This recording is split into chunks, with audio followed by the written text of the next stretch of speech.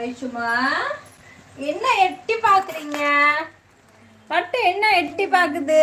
டே டே பட்டு, இரு அம்மா சோறு வடிச்சிட்டு வரேன்.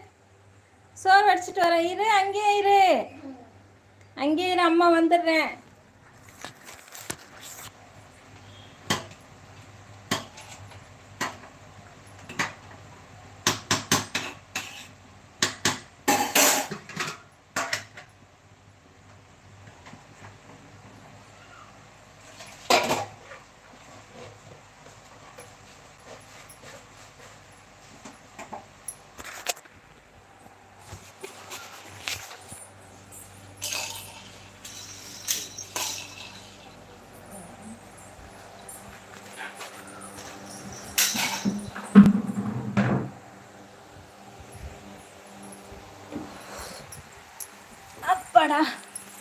அப்படா வைஷுமா, where is Vaishu?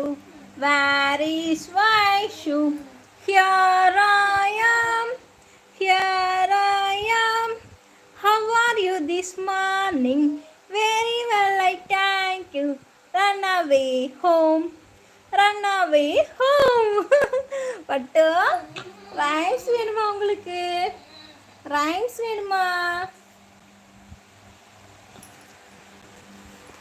ஏன் யாருடைய கமெண்ட்ஸும் வரலை?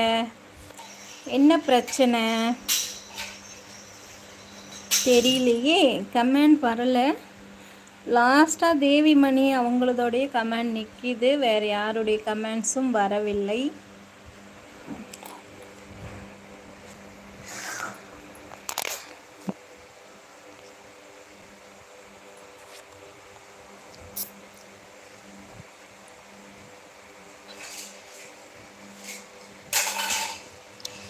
இன்றைக்கி ஒரு ஷார்ட்ஸ் போட்டிருப்பேன். அதாவது எனக்கு தெரிஞ்ச சப்ஸ்கிரைபர் சிஸ்டர் அவங்க இன்ஸ்டாகிராமில் மெசேஜ் பண்ணியிருந்தாங்க, பேசணும். அப்போ கால் பண்ணி அவங்க ரொம்ப வருத்தமாக சொன்னது என்னன்னு பார்த்தீங்கன்னா, சிஸ்டர் என் ஹஸ்பண்ட் எப்போ பாரு என்னை திட்டிக்கிட்டே இருக்காங்க, நான் வீட்டில் சும்மாவே இருக்கேன்னு சொல்கிறாங்க அப்படின்னா. அவங்களுக்கு நான் என்ன சொன்னனோ அதை தான் நான் அந்த ஷார்ட்ஸில் சொல்லியிருக்கேன். அந்த ஷார்ட்ஸ் போய் பாருங்கள். இப்போ தான் கொஞ்சம் நேரத்துக்கு முன்னாடி அப்லோட் பண்ணேன். வீட்டில் சும்மாவே இருக்கேன் அப்படின்னு சொல்கிறவங்க எல்லாருமே, அதாவது ஒரு சில ஆண்களுக்கு சொல்கிறேன், எல்லா ஆண்களுக்கும் சொல்ல. எங்கள் மாமாவே பார்த்திங்கன்னா நான் துணி தைக்கிறேன்னா நீ ரெஸ்ட் எடு, நீ தூங்கு அப்படின்னுவாங்க. ஏன்னா நான் வீட்டு வேலையும் செய்கிறேன், பாப்பாவையும் பார்த்துக்கிறேன்றதுனால நீ தூங்கி ரெஸ்ட் எடு, அதை அப்புறம் பார்த்துக்கலான்னுவாங்க. நான் எல்லாருக்கும் சொல்ல, ஒரு சிலர் சும்மாவே இருக்கேன் அப்படின்னு சொல்கிறாங்க இல்லையா, அவங்களுக்கு சொல்கிறேன்.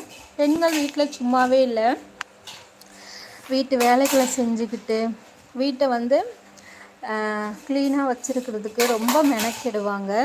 அது மட்டும் இல்லாமல் குடும்பத்தை அடுத்த கட்டத்துக்கு கொண்டு போகிறதுக்கு அவங்களால முடிஞ்ச முயற்சியை எடுத்துகிட்டு தான் இருப்பாங்க.